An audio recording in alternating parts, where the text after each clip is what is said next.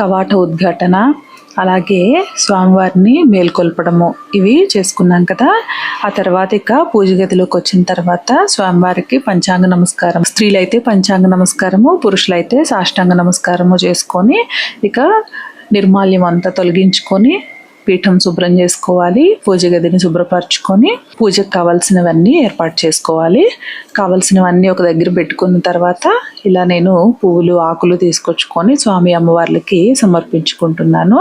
తులసి దళాలే పెట్టుకుంటాను నేనైతే అన్ని మూర్తులకినండి.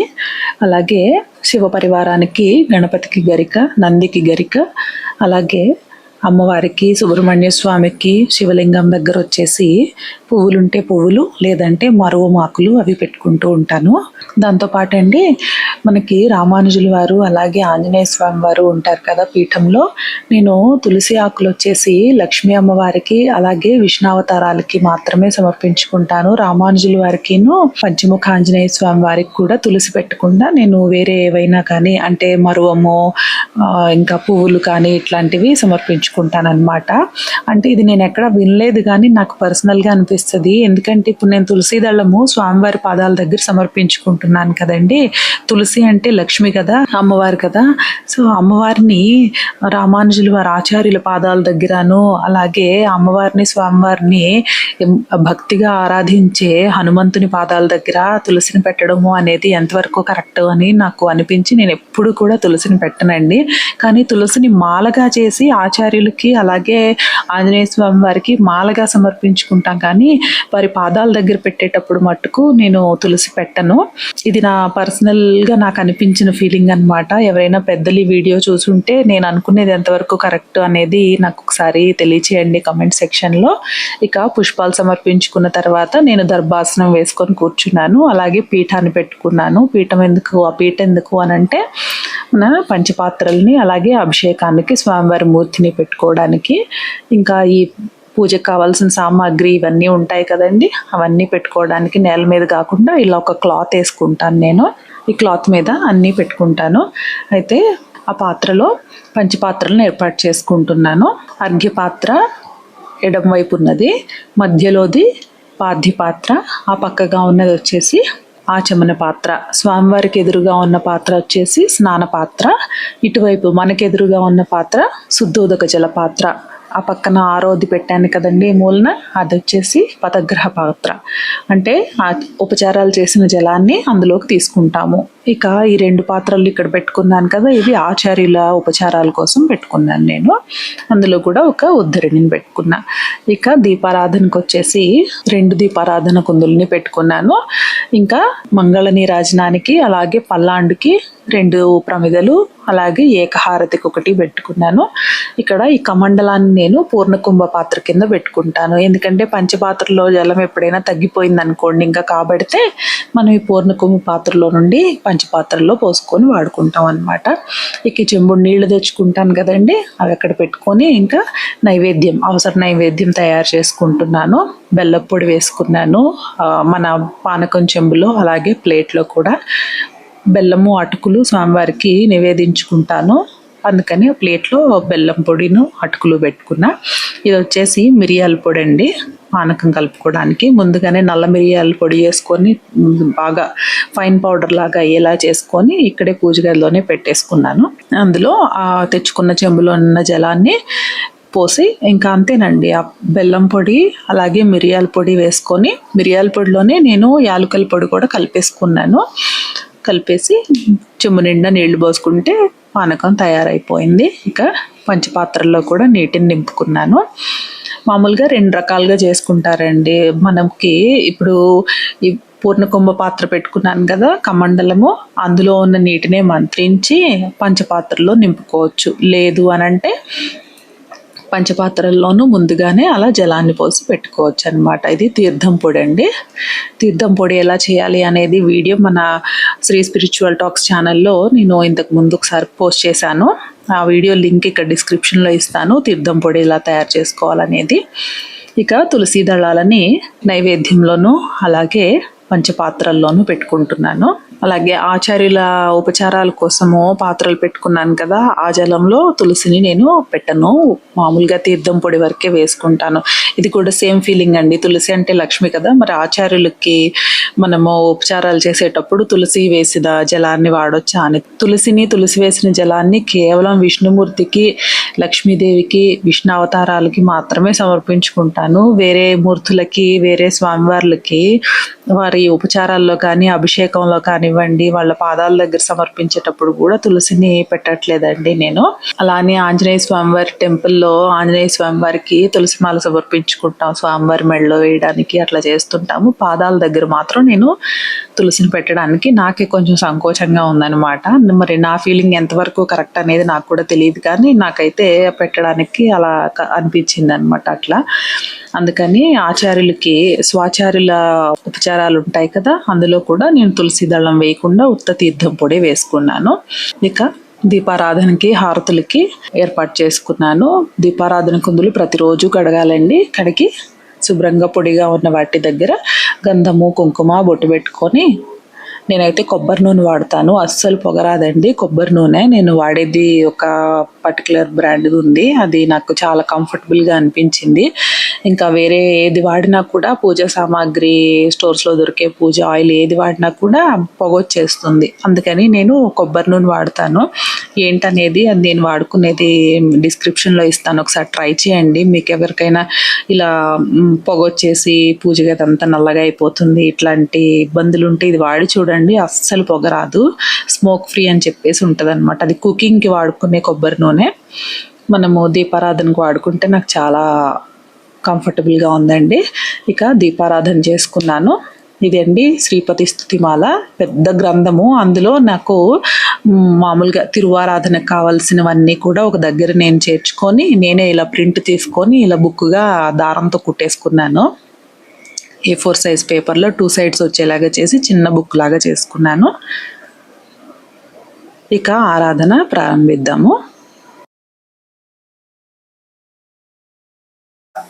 ఇప్పుడు మనకు అన్ని సిద్ధంగా ఉన్నాయి కదా ఆరాధనకి.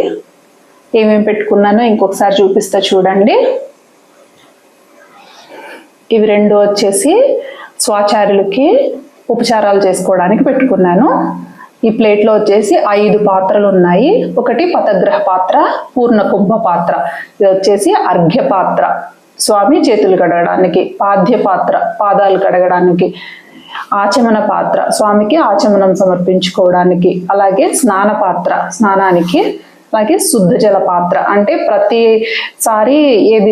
ఉపచారము అయిన తర్వాత ఈ ఉద్ధరిణిని ఈ శుద్ధ జల పాత్రలో పెట్టుకోవాలన్నమాట. శుద్ధి చేసుకుని తర్వాత వేరే ఉపచారం ప్రారంభించుకోవాలి. అయితే కొన్ని తులసి దళాలు మధ్య మధ్యలో అవసరం అవుతూ ఉంటాయన్నమాట. ఇదిగోండి 2 హారతులకి ఒకటి మంగళ నీరాజనానికి, ఒకటి పల్లాండికి. మంగళ నీరాజనం వరకు కావాల్సినవి ఆరాధనకి ఒకసారి కంప్లీట్ గా ఏం కావాలి అనేది మనము గుర్తెచ్చుకొని పంచపాత్రలతో పరిమళ తీర్థంను నింపి తులసి దళాలు వేసి అష్టాక్షరి మంత్రంతో అభిమంత్రించాలి. ఇక్కడ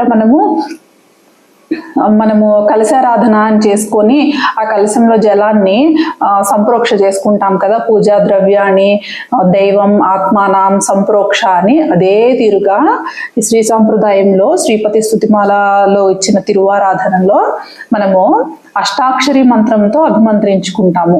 చాలా తేలిగ్గా ఉండాలి అందరికీ అని చెప్పేసి చిన్నజీయర్ స్వామి వారు ఇట్లా తయారు చేశారండి.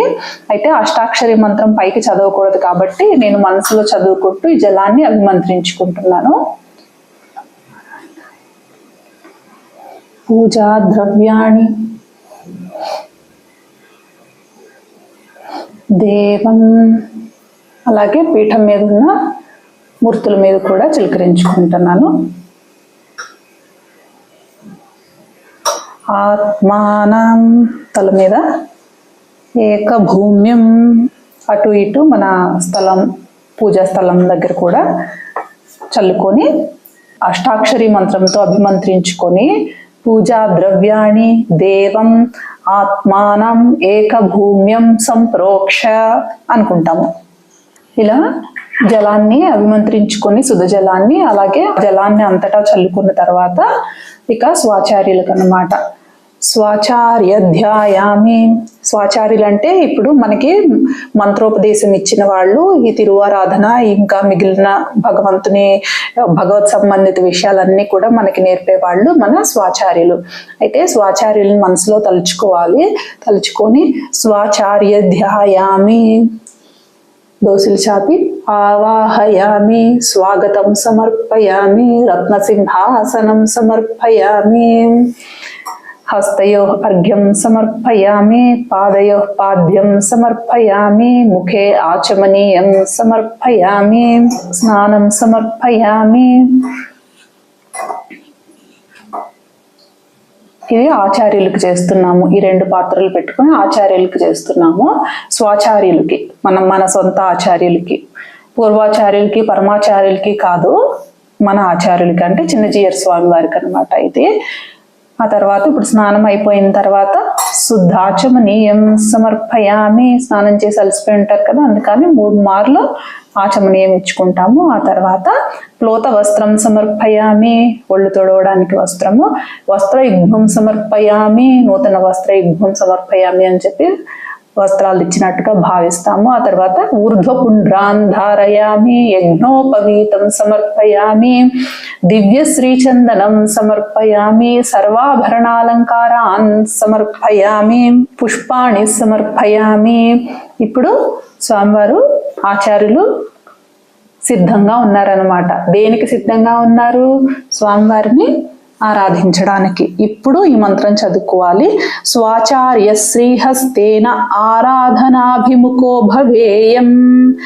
ఆచార్యులు నన్ను తమ చేయిగా ఈ ఆరాధన చేయిస్తున్నారు అని పెరుమాళ్లతో విన్నవించుకోవాలి. అంటే ఏంటంటే ఆచార్యులు మనమే డైరెక్ట్ గా తిరువారాధన చేయడానికి అర్హులం కాదు కదండి. ఆచార్యుల ద్వారా చేయాలి. ఆచార్యులు చేతి ఇప్పుడు ఆచార్యులు శ్రీహస్తం ఉంది కదా, స్వాచార్య శ్రీహస్తేన ఆరాధనాభిముఖో భవేయం అంటే మనము ఆచార్యునికి శ్రీహస్తంగా మారి ఇది ఆరాధన చేస్తున్నాం. అంటే ఆచార్యులు నన్ను వారి చేతిగా మార్చుకొని ఈ ఆరాధన చేస్తున్నారు. అంటే నేను నా సొంత బుద్ధితో నా సొంత నాలెడ్జ్తో చేయట్లేదు. ఆచార్యులు ఆయన చేతిగా నన్ను మార్చుకుని ఆరాధన చేస్తున్నారు అని మనము పెరుమాళ్ళకి విన్నవించుకుని చేతిలో ఒక తులసి దళాన్ని తీసుకొని మంత్రం చదువుకుంటాము.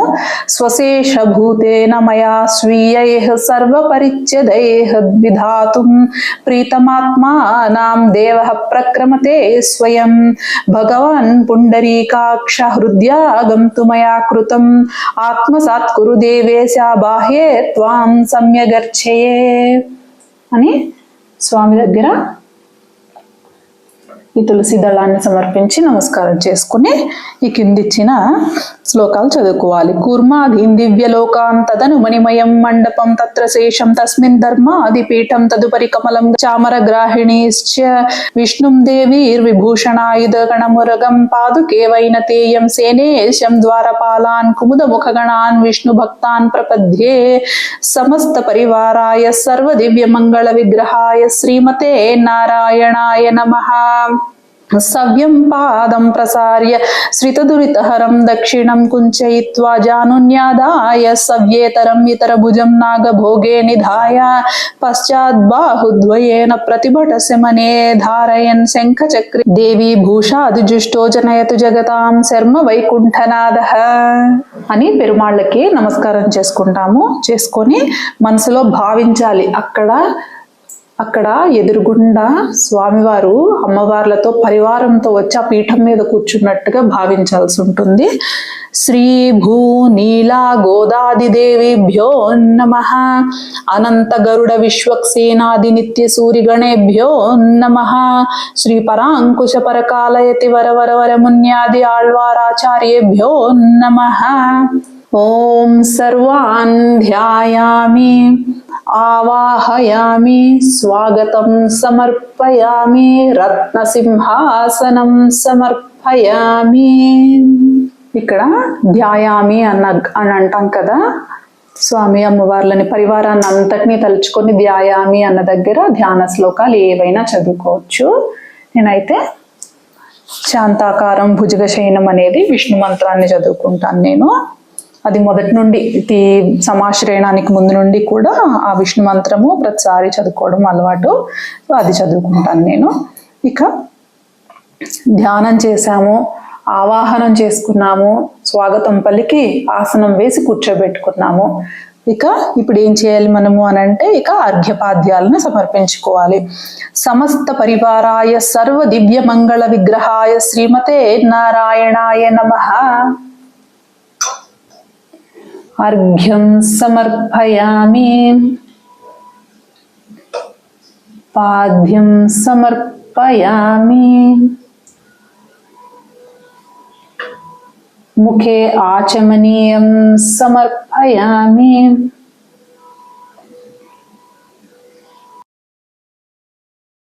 దంతకాష్ట జిహ్వా నిర్లేఖన గంఢూషణ ముఖ ప్రక్షాళన తాంబూల తైలాభ్యంజన అంగోద్వర్ధన అమలక చూర్ణ హరిద్రాలేపన స్నాన కూర్చ ప్రసారణాన్ని సమర్పయామి.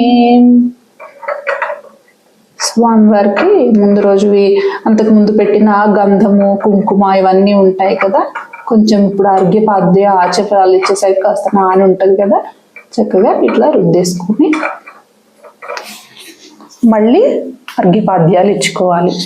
అర్ఘ్యం సమర్పయామి, ఒకసారి అర్ఘ్యం, పాద్యం సమర్పయామి 2 సార్లు పాద్యం, ఆచమనీయం సమర్పయామి 3 సార్లుగా ఆచమనీయం.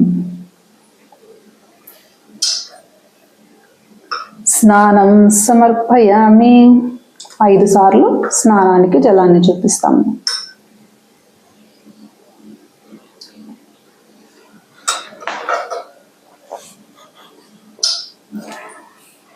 స్నానానంతరం శుద్ధాచమనీయం సమర్పయామి, 3 సార్లు మళ్ళీ ఆచమనీయం.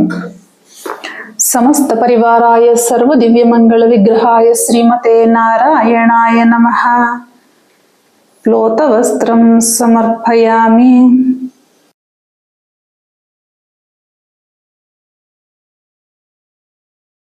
గంధం పెట్టుకుంటాను. అలాగే స్వామి అమ్మవార్లకి కుంకుమ పెట్టుకొని స్వామివారిని పీఠం మీద ఏర్పాటు చేసుకుందాం. ఇంకా ఇక్కడ అయిపోయింది కదా స్నానం ఉపచారం వరకు. ఇక మనము పైన పెద్ద పీఠం మీద పెట్టుకుంటాం స్వామిని. ప్లోత వస్త్రం సమర్పయామి, నూతన వస్త్ర యుగ్మం సమర్పయామి, ఊర్ధ్వపుండ్రాన్ ధారయామి, యజ్ఞోపవీతం సమర్పయామి, దివ్య శ్రీచందనం సమర్పయామి, సర్వాభరణాలంకారాన్ సమర్పయామి, తులసీదళైశ్చ పుష్పైశ్చ పూజయామి. ఒకటే తులసి దళం పట్టుకొని, ఎందుకంటే చిన్న చిన్న మొక్కలు కదండి, ఎక్కువ వాడేసినా నాకు ఒక్క రోజుకే అయిపోతాయి అన్ని, అందుకని ఒక్క తులసి దళాన్ని తెచ్చుకుంటాను చేతిలో పట్టుకొని.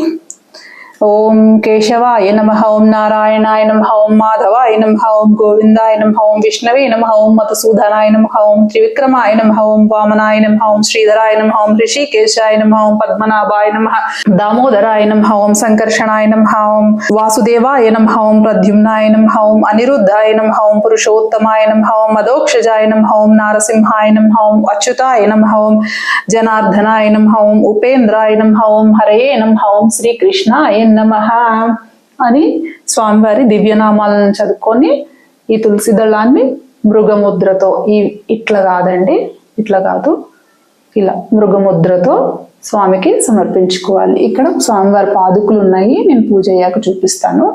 సమర్పించుకుంటాం. ఇంకొక తులసి దళాన్ని తీసుకొని ఓం శ్రీ మహాలక్ష్మ్యై నమః, ఓం శ్రీ దేవ్యై నమః, ఓం శ్రీ భూదేవ్యై నమః, ఓం శ్రీ నీలాదేవ్యై నమః, ఓం శ్రీ గోదాదేవ్యై నమః, ఓం శ్రీ అనంతాయ నమః, ఓం శ్రీ గరుడాయ నమః, ఓం శ్రీ పరాంకుశాయ నమః, ఓం శ్రీమతే రామానుజాయ నమః, ఓం శ్రీమద్వరవరమునే నమః, ఓం స్వాచార్యేభ్యో నమః, ఓం పూర్వాచార్యేభ్యో నమః అని మృగముద్రతో ఇంకొక తులసి దళాన్ని సమర్పించుకున్నాను. సమస్త పరివారాయ సర్వ దివ్య మంగళ విగ్రహాయ శ్రీమతే నారాయణాయ నమః. ధూపమాఘ్రాపయామి అని స్వామికి ధూపాన్ని వేసుకోవాలి. సమస్త పరివారాయ సర్వ దివ్య మంగళ విగ్రహాయ శ్రీమతే నారాయణాయ నమః. దీపం సందర్శయామి. ధూపదీపానంతరం శుద్ధ ఆచమనీయం సమర్పయామి. ఇప్పటి వరకు మనము స్వామివారి మూర్తి ఉంది కాబట్టి మూర్తి మీద జలాన్ని సమర్పించాము. ఇప్పుడు ఈ పతగ్రహ పాత్రలో పోసుకోవాలన్నమాట.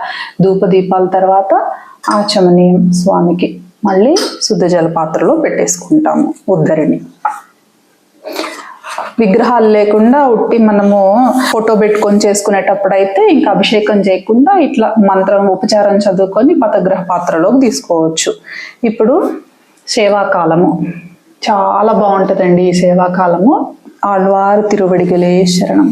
శ్రీశైలే సదయాపాత్రం ధీభక్త్యాది గుణర్ణవం యతీంద్ర ప్రవణం వందే రమ్యజా మాతరం మునిం లక్ష్మీనాథ సమారంభాం నాథయామున మధ్యమాం అస్మదాచార్య పర్యంతాం వందే గురు పరంపరాం. యో నిత్యమచ్యుత పదాంబుజయుగ్మ రుక్మ వ్యామోహతస్తతితరాణి తృణాయ మేనే అస్మద్గురోర్ భగవతోస్య దయైక సింధో రామానుజస్య చరణౌ శరణం ప్రపద్యే. మాతాపితా యువతయస్తనయా విభూతిః సర్వం యదేవ నియమేన మదన్వయానాం. ఆద్యస్య నః కులపతేర్వకులాభిరామం శ్రీమత్తదంగ్రియుగళం ప్రణమామి మూర్ధ్నా. భూతం సరశ్చ మహదాహ్వయ భట్టనాథ శ్రీభక్తిసార కులశేఖర యోగివాహాన్ భక్తాంగ్రిరేణు పరకాలయతీంద్ర మిశ్రాన్ శ్రీమత్పరాంకుశమునిం ప్రణతోస్మి నిత్యం. ఇలా సేవాకాలం అయిపోయిన తర్వాత ఇక్కడ మనకి టైం ఉన్న దాన్ని బట్టి ఫ్రీగా ఉన్న రోజు అట్లా చూసుకొని అవకాశం ఉన్నప్పుడు తిరుపళ్ళాండు తిరుప్పావై ఇలా ఏమైనా కూడా మనము చక్కగా చదువుకోవచ్చు. సేవాకాలంలో ఎన్నైనా చేర్చుకోవచ్చు, మనం ఏమున్నా చదువుకోవచ్చు. ఆ తర్వాత పెరుమాళ్ళ ముందు స్థలాన్ని సంప్రోక్ష చేసుకొని, అంటే కాస్త ఈ శుద్ధ జలం ఉంది కదంటే శుద్ధ జలాన్ని చల్లుకొని స్వామికి నైవేద్యాన్ని ఇక్కడ ఏర్పాటు చేసుకొని సంప్రోక్ష చేసుకుంటాము. ప్రోక్షణ చేసుకొని ఇంతకు ముందు కూడా మనము 7 సార్లుగా అష్టాక్షరితో జలాన్ని శుద్ధ జలాన్ని అభిమంత్రించుకున్న తర్వాత పూజా ద్రవ్యాన్ని అన్నప్పుడు అన్నిటి మీద అందులో ప్రసాదాల మీద కూడా మనము ప్రోక్షణ చేసుకున్నాము. మళ్ళీ ఒకసారి స్వామివారి ముందు ఉంచినప్పుడు ఇంకొకసారి ప్రోక్షణ చేసుకుంటాము. ఓం సమస్త పరివారాయ సర్వ దివ్యమంగళ విగ్రహాయ శ్రీమతే నారాయణాయ నమః. అర్ఘ్యపాద్యాలు ఇచ్చుకోవాలి. అర్ఘ్యం సమర్పయామి, పాద్యం సమర్పయామి, ఆచమనీయం సమర్పయామి. నైవేద్యాన్ని ప్రోక్షించుకున్నాం కదా, తులసి దళం కూడా పెట్టుకున్నాము. ఇక సురభి ముద్రతో స్వామికి చూపించాలి. సురభి ముద్ర అంటే చూసారా, ఇట్లా 2 చేతులు ఇలా పెట్టుకొని ఈ 2 కూడా కలుస్తాయి. ఈ మధ్య వేలు ఇటు వెళ్తుంది, ఎడమ చేతి ఉంగరపు వేలు మళ్ళీ ఇటు ఫోల్డ్ అవుతుంది.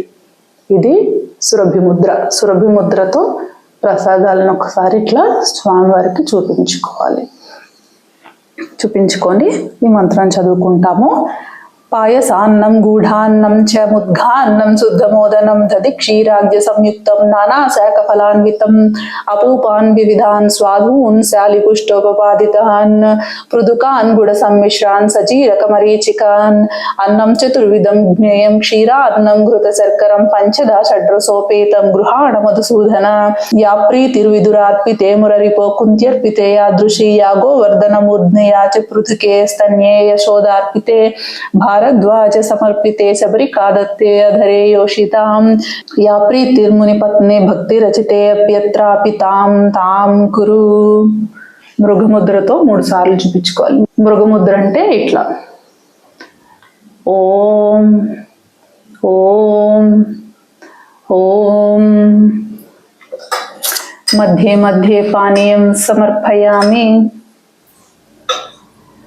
హస్తౌ ప్రక్షాళయామి, పాదౌ ప్రక్షాళయామి, గంధూషణం సమర్పయామి. అంటే నోటిని స్వామివారు శుభ్రపరచుకోవడం అన్నమాట. తాంబూలం సమర్పయామి, తాంబూలానికి తులసి దళాన్ని సమర్పించుకుంటున్నాను. వీలుంటే ఒక్కొక్కసారిగా తాంబూలం కూడా నేను చేసుకుంటాను. తమలపాకులు అందుబాటులో ఉంటే తాంబూలం కూడా సమర్పించుకుంటాను. ఇక మంగళ నీరాజనం. సమస్త పరివారాయ సర్వదివ్య మంగళ విగ్రహాయ శ్రీమతే నారాయణాయ నమః. మంగళ నీరాజనం సమర్పయామి. నిలబడి ఇవ్వాలండి హారతి.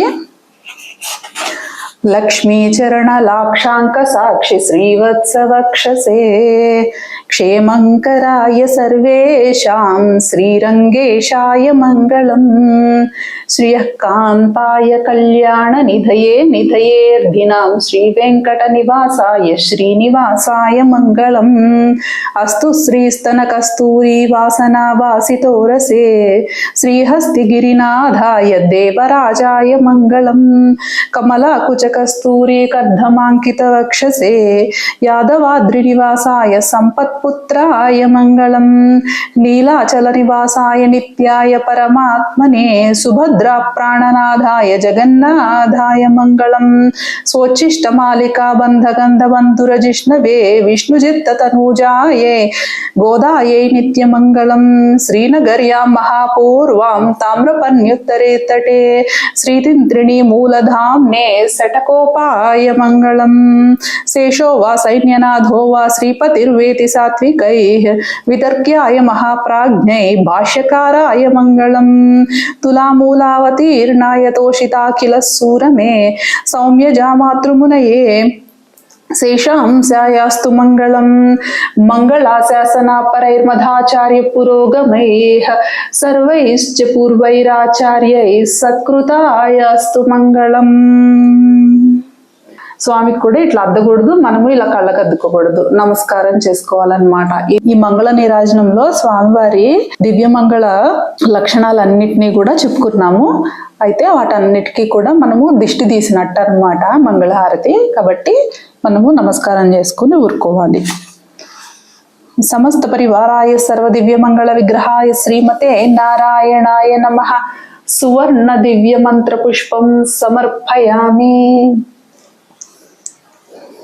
చామరోపచారం సమర్పయామి. చామరాన్ని వేస్తూ శాతుమురై ఉంటుంది, అది 2 సార్లుగా చేసుకోవాలి. అది పల్లాండు పల్లాండు పల్లాయిరత్తాండు పలగోడి నూరాయిరం மல்லாண்ட தின்னோல் மணிவண்ணா உன் சேவடி செவ்வி திருக்காப்பு அடியோ மோடும் நின்றோடும் பிரிவின்றாயிரம் பல்லாண்டு வடிவாய் நின் வலமார்பினில் வாங்கின்ற மங்கையும் பல்லாண்டு வடிவால் சூதிவலத்துறையும் சுடராயும் பல்லாண்டு படைப்போர் புக்குமும் అప్పాంగం శన్యముం పల్లాండే.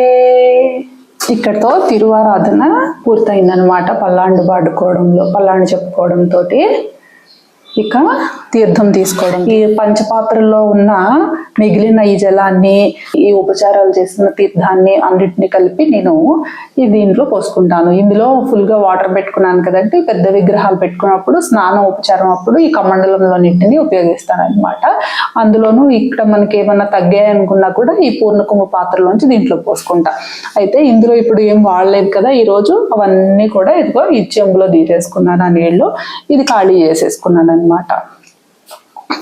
అయితే 5 పాత్రల్లో ఉన్న తీర్థాన్ని 6వ పాత్రలో ఉంచి ఆ తీర్థాన్ని అందరికీ ఇస్తూ ఈ మంత్రాన్ని చెప్పాలన్నమాట. అంటే ఇవన్నీ మామూలుగా అయితే ఈ పతగ్రహ పాత్రలోకి తీసుకోవాలి, కానీ ఇది పెద్దది లేదు కాబట్టి నేను ఇందులో తీసుకుంటున్నాను. ఈ పూర్ణకుంభ పాత్రలోకి అన్నిటిని ఒక దాంట్లో పోసుకుందాము.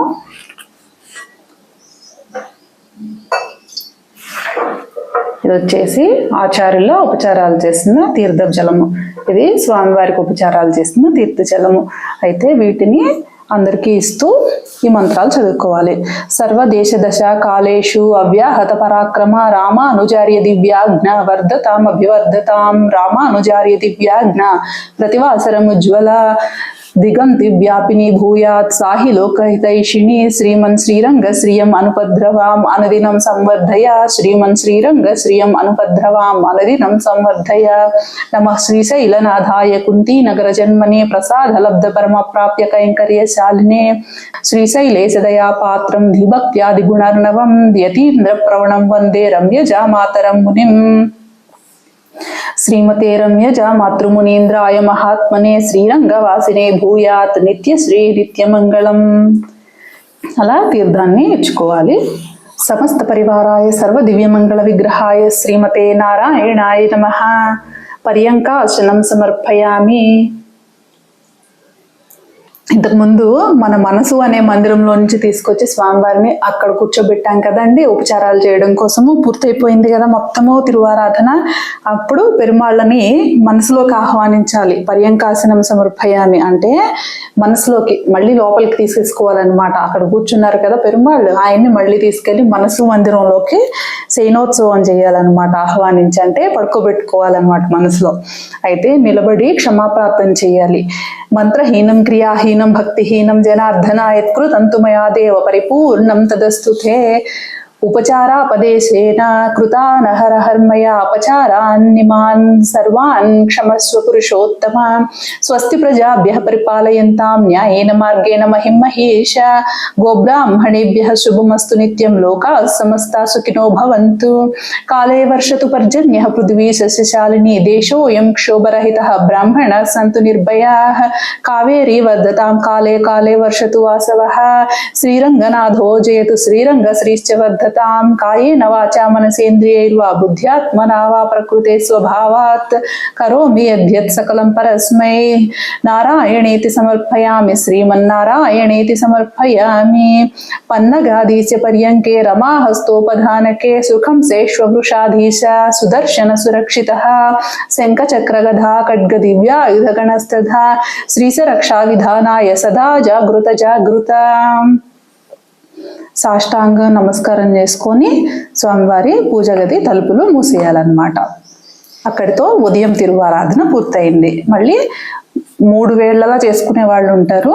మనము ఉదయము సాయంత్రం చేసుకుంటాం కాబట్టి సాయంత్రం అయిన తర్వాత మళ్ళీ అర్ఘ్యపాద్యాలను ఇచ్చేసి అలాగే పువ్వులతో అర్చన చేసుకొని ధూపము దీపము సమర్పించుకొని ఆరగింపుకి ఏదైనా మనము పెట్టుకొని మంగళశాసనం పాడుకుంటాము. స్వామివారికి మంగళశాసనం హారతి ఇచ్చుకుంటాము. ఇంకా అప్పుడు అవకాశాన్ని బట్టి కృష్ణాష్టకం అని, పంచాయుధ స్తోత్రము, శ్రీ లక్ష్మీ వారి అష్టోత్తర శతనామావళి, విష్ణు సహస్రనామం అన్ని కూడా మన వీళ్ళని బట్టి అన్ని చేసుకోవచ్చు అన్నమాట. సాయంత్రాలు స్వామివారికి అభిషేకము అవి కాకుండా మామూలుగా అర్ఘ్యపాద్యాలు ఇచ్చేసుకోవడము, ఇంకా సహస్రనామాలు స్తోత్రాలు అన్ని చదువుకుంటూ ఉండాలన్నమాట. ఈ రామకోటి రాసుకునే వాళ్ళు రామకోటి రాసుకోవచ్చు, ఇట్లా అన్ని చేసుకోవచ్చు. ఇంతటితో పూర్తయిందనమాట. ఇప్పుడు వెళ్ళి మహానైవేద్యం వండుకోవాలి. జై శ్రీమన్నారాయణ. కృష్ణ అర్పణం.